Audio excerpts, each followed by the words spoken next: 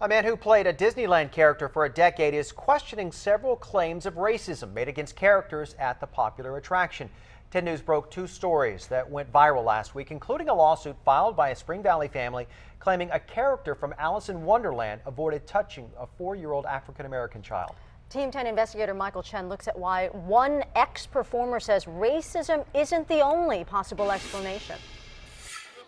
One of the performers who knows what it's like inside these costumes isn't buying claims of racism. I just feel angry. I don't want to see another rabbit again. That was 9-year-old Elijah Black last week after his family filed a lawsuit claiming Black, his brother, and 2 cousins, seen here smiling for photos, were turned away when they tried to reach out to hold hands and hug the White Rabbit character at Disneyland, only to see the rabbit hugging and kissing an Asian and white child after they left.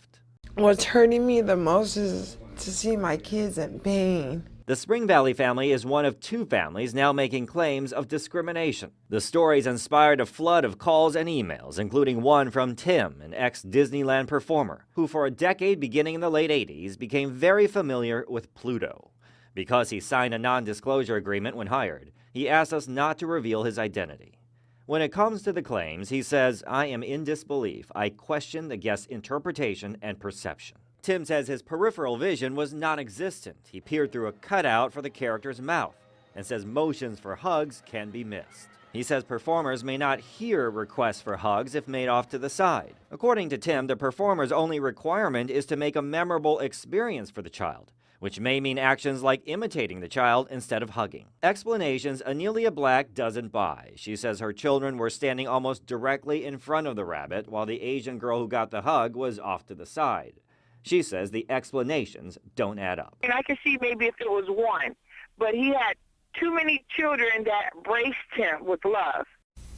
Now, Tim says there are many reasons why a child may or may not be hugged or held. A dripping ice cream cone or a runny nose, those germs could later be touched by another child. He knows of one child so full of energy, he punched out the character's plastic eye.